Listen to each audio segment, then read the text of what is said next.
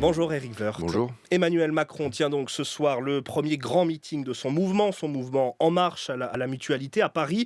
Peut-être un nouveau pas vers une éventuelle candidature. Ça vous fait peur à droite, une candidature d'Emmanuel Macron ? Non, enfin, c'est une question qu'on ne se pose pas beaucoup, si vous voulez. On verra bien. Les candidats de gauche sont des candidats à un moment donné qui se déclareront. On verra aussi quelle est la position de François Hollande et de beaucoup d'autres. On verra si les choses vont jusqu'au bout, si c'est une division totale, si chacun se retrouve derrière Hollande. On a bien du mal aujourd'hui à le dire. Mais quand on écoute un peu les réactions dans votre camp ces dernières semaines, on a l'impression qu'il y a un mélange d'admiration et d'agacement vis-à-vis d'Emmanuel Macron. Non, je crois que, enfin, je n'en sais rien, ça dépend des gens. Enfin, il y a toujours eu des hommes ou des femmes politiques qui ont mené un peu ce chemin, au fond, en parallèle, euh, à la fois à l'intérieur et à l'extérieur. Emmanuel Macron, ce soir, probablement, il fera du Macron, c'est-à-dire il dira tout le bien et tout le mal en même temps qu'il pense de la politique du gouvernement. Il dira à la fois qu'il est à l'extérieur et à l'intérieur Mais, du gouvernement. mais ce C'est un refrain peu ni droite particulier. ni gauche, est-ce que C'est un ça ne serait refrain pas classique. l'avenir de la politique C'est un finalement ? refrain classique. Non, l'avenir de la politique, c'est avoir un cap, c'est avoir des convictions. C'est pas uniquement être tourné autour de sa propre pomme ou autour de son propre nombril. Voilà, il faut. J'entends dire de temps en temps que on fait de la politique différemment ou autrement. En réalité, c'est la même ambition, voire plus importante. Et puis, c'est la même volonté de prise de pouvoir. C'est la même absence parfois de propositions. Je pense que ça, il faut le combattre. Macron aujourd'hui fait pas de propositions particulières. Il n'a pas brillé au gouvernement, c'est le Il moins qu'on devrait puisse quitter le dire. gouvernement selon vous ? J'ai aucun conseil à lui donner. Ce que je crois en une chose, de façon très importante, c'est quand on vous fait confiance, il faut pouvoir rendre cette confiance. François Hollande lui a fait confiance, indéniablement, il l'a porté là où il est, et donc je crois que la confiance, ça se rend. C'est extrêmement important. On ne peut pas jouer comme ça sur tous les tableaux tout le temps. C'est pas faire de la politique autrement, ça, c'est faire de la mauvaise politique. Dans un peu plus de 4 mois maintenant, la primaire de la droite et du centre. Nicolas Sarkozy est en Corse cette semaine. C'est maintenant un secret de polichinelle. Il sera vraisemblablement candidat. Pourquoi fait-il durer le suspense comme ça ? Fait pas durer le suspense, chacun a certainement son calendrier en tête, d'autres candidats ont eu d'autres calendriers. Nicolas Sarkozy aujourd'hui termine sa mission. Il a Mais est-ce qu'il investi. ne profite pas On a aussi de son investi. statut de président des Mais Républicains ? il est président des Républicains, c'est un super scoop. Il a été élu pour ça et il est dans le temps de son mandat. Et donc, il va jusqu'au bout de ce mandat, notamment en termes de mission. Nous avons élaboré un projet extrêmement complet, qui est un très beau socle, je trouve, pour la primaire et puis après pour l'élection présidentielle.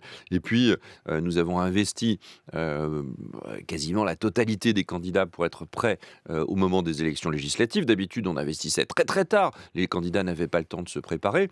Voilà, il a réalisé son job et maintenant, c'est le temps Mais il y en a que de ça, l'été. vous savez très bien qu'il y en a que ça énerve chez vous, ce suspense qui dure. Écoutez, quand ça agace, Ce faux suspense. c'est pas si mal. Le temps est important dans la vie tout court, dans la vie politique, dans la vie des entreprises. Quand on a des responsabilités à prendre, il y a la gestion du temps est importante, pas aussi importante que la gestion du fond, mais presque. Et chaque chose en son temps. Et il y a un temps de la primaire, et le temps de la primaire, c'est à la rentrée, puisque les candidats doivent déposer leur parrainage début septembre. Voilà, donc on verra bien à quel moment Nicolas Sarkozy choisit ou ne choisit pas d'être candidat. Sa liberté est entière. Si l'on suit les statuts du parti, une fois Nicolas Sarkozy candidat, c'est vous qui allez diriger les Républicains en tandem avec Laurent Wauquiez. Vu la bataille là qui s'annonce, on doit vous souhaiter quoi ? Bon courage pour maintenir le bateau à flot ? Vous savez, là, c'est une période assez particulière qui commencera, puisque le parti, me semble-t-il, le collectif devait dominer sur la primaire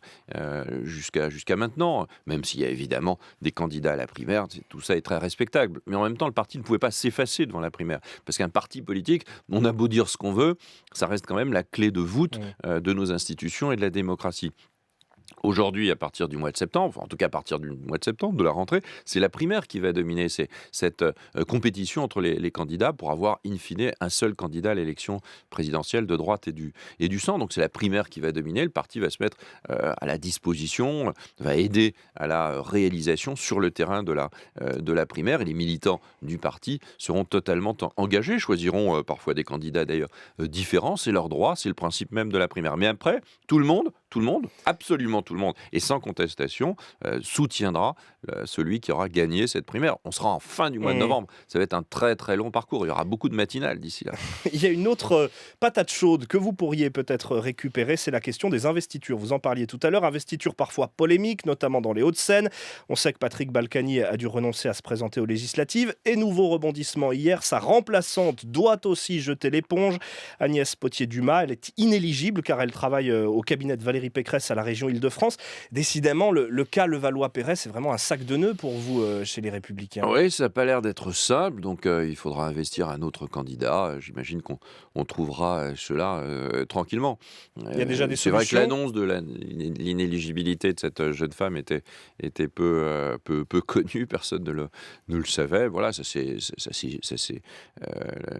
vérifié. Donc voilà, il y aura un candidat, évidemment, dans cette circonscription, comme il y a un candidat dans toutes les circonscriptions, avec beaucoup de renouvellement d'ailleurs. Hein. Cette jeune femme, c'était du renouvellement. Il y a beaucoup de renouvellement et il y a notamment un effort évidemment tout à fait particulier pour équilibrer les candidatures masculines et les candidatures féminines. Autre sujet de crispation en vue de cette primaire, le projet des Décidément, il y a Républicains. beaucoup de Il y en a. sujets de crispation. Certains ne se sentent pas engagés par ce projet commun. Vous, par exemple, vous travaillez beaucoup sur l'économie, sur le budget. Comment vous allez réunir, convaincre tous les candidats de se plier au projet Mais commun? c'est pas comme ça que ça marche. C'est pas une entreprise militaire.